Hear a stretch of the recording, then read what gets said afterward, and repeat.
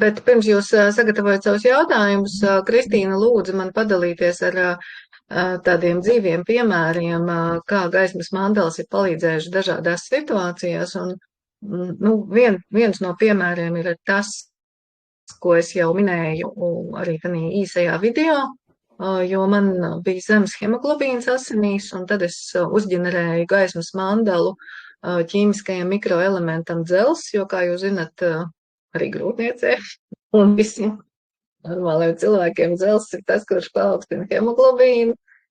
Un es liku savu dzeramo ūdens pudeli stikla traukā uz šīs te uzģenerētās gaismas mandeles dzels ar mikroelementu dzels. Un ticiet vai nē, pēc kaut kāda, es nezinu, cik mēneši pagāja, varbūt 3-4 mēneši, un man hemoglobīns nostājās atpakaļ vietā. Jo tāpēc, ka, kā jūs saprotiet, mēs esam lielā mērā sastāvam no ūdens, un mūsu asinīs neplūst ne piens, ne kafija, ne tēja, ne vīns, bet mūsu asinis plazmātiski sastāv no tā paša mīļā labā vecā ūdens, arī visas limfas, visas šūnu plazma, visos ir iekšā ūdens. Lai piedod man biologi, ka es tik vulgarizētā veidā to skaidroju, bet nu, tā tas ir. Jā. Un tāpēc caur šīm te gaismas mandelām, kur katra krāsa ir attiecīgs gaismas viļņa garums, mēs varam uzlādēt un izmainīt. Nu, ne tā, ka izmainīt ūdens struktūru. Man labāk patīk tomēr teikt, kad uzlādēt ūdeni ar konkrēto mikroelementu. Un tādā veidā sev palīdzēt absolūti ekoloģiskā veidā, neskrīnot uz aptieku un nepērkot kaut kādas ķīmiskās farmācijas tabletītes. Nu, lūk, tas ir par mani personīgi. Tā varbūt šobrīd ir kāds jautājums no briedis.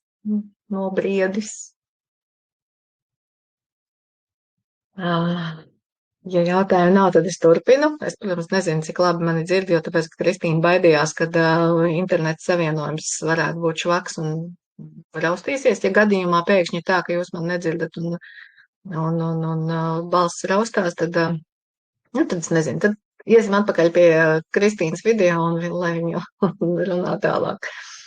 Bet, piemēram, vēl man bija situācija ar muitu, kuras nevarēja ļoti ilgi atmuitot vienu preci no Kazahstānas, ko man sūtīja, un visu laiku notika sarakstīšanās, bumbošanās starp muitu un mani, un tad es ņēmu palīgā gaismas mandeles, izveidoju vispirms ģenerējošo mandeli, pēc tam punktu terapeitisko ar nodomu, lai maksimāli ātri atrisinās jautājums ar muitu. Un tas bija, kad es to mandelu uzģenerēju kaut kāda otrdiena vai trešdiena, un nākamās nedēļas pirmdienā man atnāk ēpasts, kurā ir paziņojums, jums jāsamaksā pastā tur 2,5 eiro, un jūs varat saņemt savu preci tuvākajā pastnodaļā. Tāda situācija bija. Varbūt vēl kāds jautājums jau ir uzbriedis. Vivita, man interesē tieši... Jā. Dzird mani? Dzirdi, jā. Man jautājums ir tieši praktisks. Tu piemini uzģenerēju. Kā praktiski tas uzģenerēja to mandelu? Kā tas notiek? Datorā vai kā?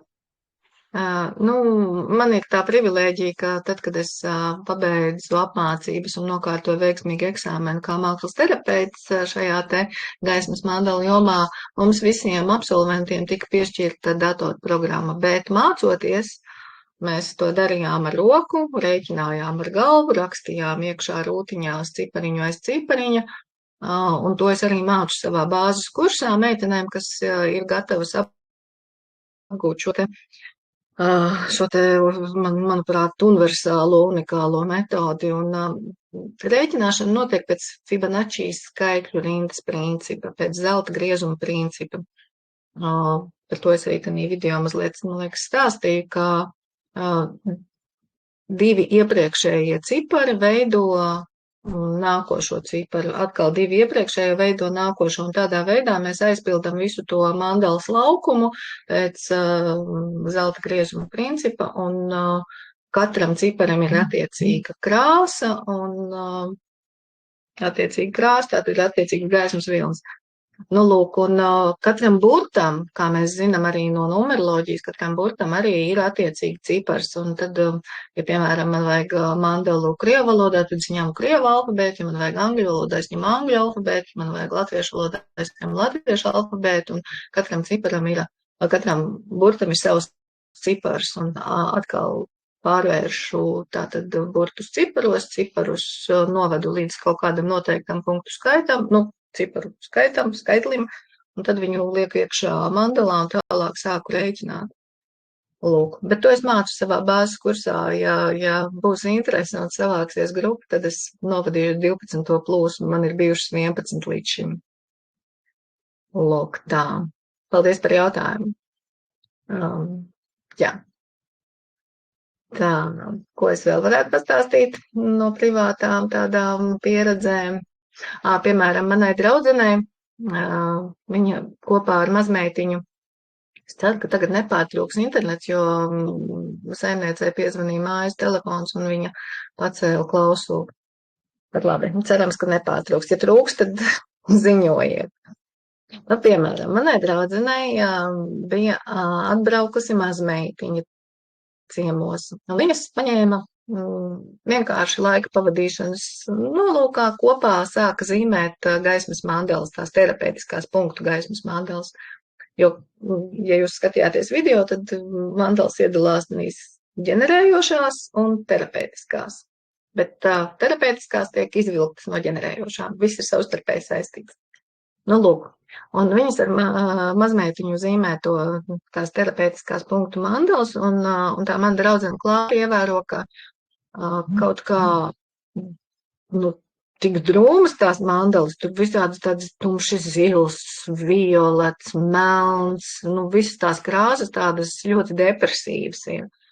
Un procesa laikā viņi sāk sarunāties ar mazmeitu, kāpēc tās krāsas, kāpēc viņi tādas izvēlās un tā.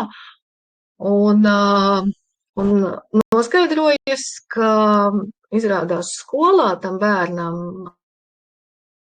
ir mobbings, tā laikam to sauc. Var sakot, viņa ir tāda apaļa tā meitenīte, un pret viņu klases biedri diezgan nežēlīgi izturās, un viņi negrib iet uz skolu un tam līdzīgi. Nu, lūk, un to visu tanī brīdī, nu, domādams neizdomās, ka kaut kas tāds tajā skolā notiek, un mēs varam tikai redzēt, ka, nu, ok, bērns kaut kāds varbūt nomākts vai kā, bet nevienmēr mums izdodās izprovocēt bērnu uz sarunu.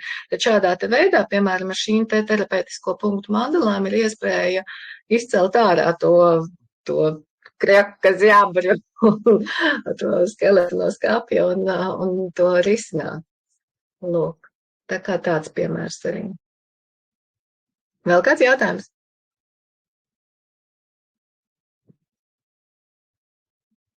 Nu, piemēram, dzimtes sakarā es jau biju ielikusi sievišķās līnijas dziedināšanu, un man ir nodoms uzģenerēt vīrišķās līnijas dziedināšanu, un Kristīna teica, vai es varu uztaisīt 9 paaudzēm. Nu, es varu uztaisīt 9 paaudzēm, bet, nu, cik man zināms, tad tēva grēki mūs aizsniedz līdz 7. paaudzei. Tāpēc tā bija 7 paaudzēm, bet ja jums būs pieprasījums, ka vajag 9, es uzģenerēšu arī 9 paaudzēm. Lūk, tā. Nu ko? Jautājumi vēl? Man ir par gaismas mandalām. Jā, super.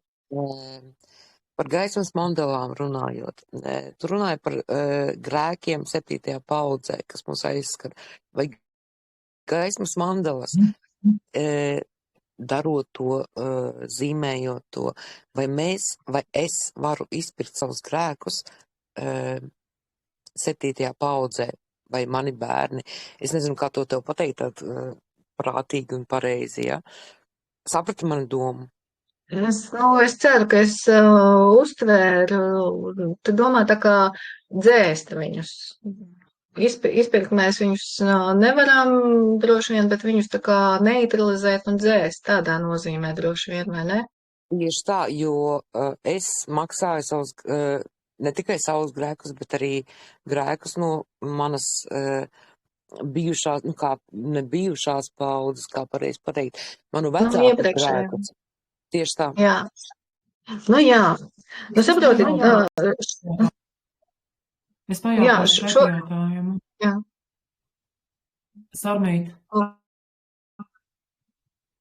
Sarmīt, man tev jautājums uzreiz tam, ko tu teici. Sarmīt, tu dzirdi mani? Jā, es tevi dzirdu. Jā, man tev pretjautājums. Kurā brīdī tu noticēji tam, vai mēs visi noticējām tam, ko tu tikko teici? Kā tu par to pārliecinies, ka tas patiešām tā ir? Vienkārši jautājums domāšanai. Es neapgalvoju nevienu, ne otru pusi, ne arī vidējo. Vienkārši pašas priekš sevis padomājam, kur mēs to dzirdējām, kāpēc mēs tam 100% vai daļai noticējām, un kuri garantēja, ka tas patiešām tā ir.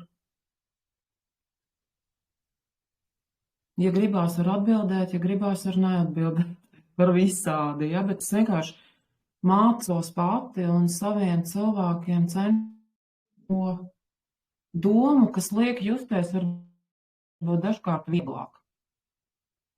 Jo būtībā es pēdējā laikā atkal jau gadiem sastopos ar informāciju no zinātniekiem, no biologiem, no, visām pusēm, cik ļoti svarīgi pamatā ir mūsu mentālais plāns, ticība, domas un tas, ko mēs tā kā ģenerējam, ja? Protams, mēs katra paliekam pie tā, ko mēs uzskatām, bet es vienmēr savās praksēs aicinu uz vieglumu. Jā, Vivita, es iejaucos, pastāsti tālāk, paldies tev, ka tu stāsti. Es mēģināšu kaut kādā veidā arī atbildēt Sarmītei, jo, protams, kad es nevaru pateikt, ka jā, mēs šādā te veidā 100% nodzēšam visus tos mūsu tēvu grēkus saucamos, jā. Un es pilnībā piekrītu Kristīnai, ka tie ir mūsu kaut kādi prātā konstrukcijas un mūsu prāta kaut kādi uzstādījumi, kas mums tur ir skandināti kopš bērnības par 7. paudzes tēvu grēkiem, no filmām, no grāmatām, no viskaut kurienes.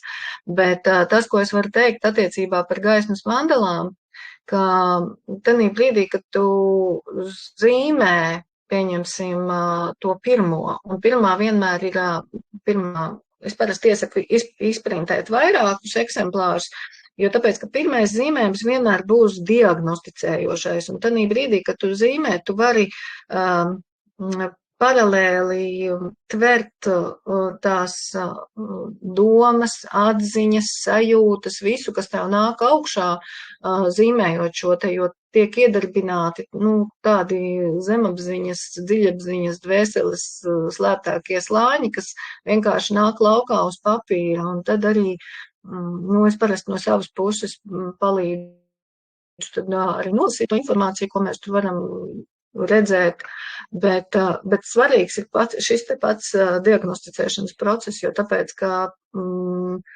kā es saku, procesa laikā var viskaut kas uzpeldēt, un tanī brīdī, kad mēs to esam cēluši uz augšu, un kā lai saka, ieskatījušies sejā, atpazinuši un no sērijas, ko tad darīt ar to tālāk, jā. Tieši tāpēc es saku, ir vairāk eksemplāri šīm te konkrētajai vienai gaismas mandalas matricai nepieciešams, jo tad, kad tu esi viņu izzīmējusi, tu esi izrakstījusi tās savas atziņas visus, tu pāris dienas par to sazarcājuši, tā kā meditē, pārdomā, nonāc pie kaut kādiem secinājumiem, un pēc tam, kad tu jūti, ka tu esi gatava nākošajai mandalai, ņem to pašu mandalu, ņem to pašu matricu, zīmē vēlreiz, un bieži vien es pasaku priekšā, ko varbūt vajag pamainīt, jo, ja pirmajā gadījumā mēs vispārībā atslēdzam kreiso smadzeņu puslodu un brīvās rokas režīmā zīmēm, tad ar katru nākošo mēs varam šādā te veidā ieslēdzot tomēr to kreiso puslodi, bišķīt pakoriģēt, ja tur ir pārāk daudz vīrišķās enerģijas iekšā, mēs viņu varam sievišķot, ja tur otrādāk ir pārāk daudz sievišķās, mēs varam viņu vīrišķot, un tādā veidā tā kā harmonizēt. Manā uztverē pati harmonizēšana arī ir tā dzēšana. Tas, es nevaru likt roku uz sirds un teikt, ka tas ir zinātniski pierādīts, bet, tas kaut kādā, nezinu, DNS gēnu vai kādā līmenī strādā. Vai kaut kādā citā kosmiskā līmenī tas strādā. Es ceru, Sarmīt, ka tev atbildēju. Super, paldies, tā ir super atbildes, viennozīmīgi saku. Es atkal drīz kādu kopēju no sevis iemetīšu. Es vienkārši uzskatu to, ka es savā ģenētiskajā līmenī neesmu nevienam parādā. Es piedzimu ar to savu parādu jau, un ar to, ka es piedzimu, esmu izpirkusi to parādu. Tāds ir mans uzskats. Ģenētiskajā līmenī mēs visi kaut kam esam parādā, bet es ļoti baidos mandelas krāsot nopietni. Tās, kuras jūs man atsūtījāt, tur ir jānobriest nopietni. Dēļ manis man ir jānobriest tam, kad es varu pieslēgties tai mandelai, krāsot viņu. Es varu kaut kādas bērnu mandelas, kā es teicu, izkrāsot, jā, bet tam man ir jānobriest. Man tieši jānobriest. Jā, apsveicama tava atbildības sajūta, bet dažkārt tā atbildība ir smadzējoša. Man liekas, ka gaismas mandelas ir tieši to foršas, ka viņām var pieiet ļoti viegli, nezinot un negaidot rezultātu, kādam tur tam visam vajadzētu galā sanākt. Bet, ja gribat, mēs varam kādreiz uzrīkot, varbūt tad, kad noslēgsies šis te lūkšanu kurs, finalizējot kādu meditatīvu, kopīgu mandelu zīmēšanas tādu meditatīvu vakaru, un varbūt kopā izdosies arī tiem, kas baidās piesaisties pie gaismas mandelām. Tā. Ko, meitenes, ķeramies pie pēdējās lūkšanas? Ja bez kāds jautājums vēl.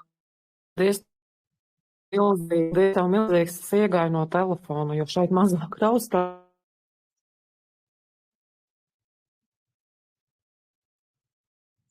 Tā pasnīgs tiešām tur. Tā kā, tad tu skaiti lūkšanu, paldies.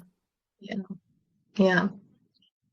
Es aicinu jūs, ja jūs lasat līdzi, tad lasat, bet jebkurā gadījumā uzlieciet savu vienu rociņu, otru rociņu sirds rajonā uz krotīm. Tās, kuras nelasa līdzi, bet klausās, tad pieveriet acis un pamēģiniet izbaudīt katru vārdu, katru teikumu. Un, jā. Kad es esmu saules apmirdzētā pļavā, visa ģimene ir kopā ar mani. Katru savā dzimtā un sevi es apskauju un sirds siltumā savienojos. Lūdzu savus gaismas eņģeļus man palīdzēt. Ikvienu savā ģimenē dzimtā pieņemt un cienīt, lai visiem ir vieta manā sirdī. Un es dodu šo vietu jums savā sirdī. Es godinu jūs savus senčus, gan mātes, gan tēva dzimtā. Katram paklanos un dziļā cieņā pateicos par visu to, ko jūs esat paveikuši, lai dzimta pastāvētu un turpinātos. Sveicu ar sirds siltumu staru no dvēseles gaismas savas mātes un sava tēva dzimtu, līdz tās izgaismojas un staro.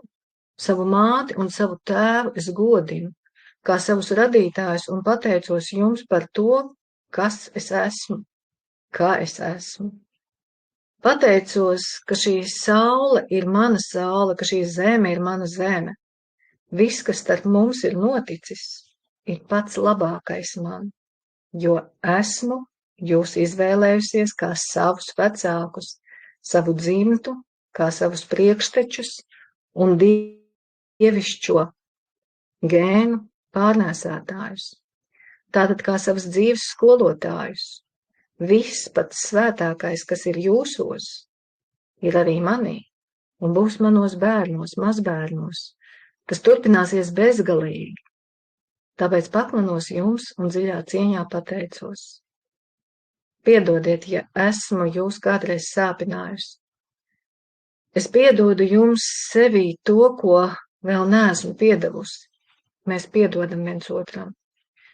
Es mīlu jūs ar tādu mīlestību, kāda pašlaik ir manī. Pateicos, ka šī mīlestība caur jums manī ir tikusi iedegta. Pateicos es jūsu eņģeļiem, ka viņi ir ar jums. Pateicos es saviem eņģeļiem, ka viņi ir ar mani. Visi kopā mēs radām ģimenes pavārdu, ap kuru pulcēties klātienē vai sirdī, lai justos vienoti, mīlēti un mīloši, godinot un cienot viens otru. Pateicībā visiem gaismas spēkiem, dzimtai, ģimenei un vecākiem, klātesot arceņģelim Gabrielam. Pateicos.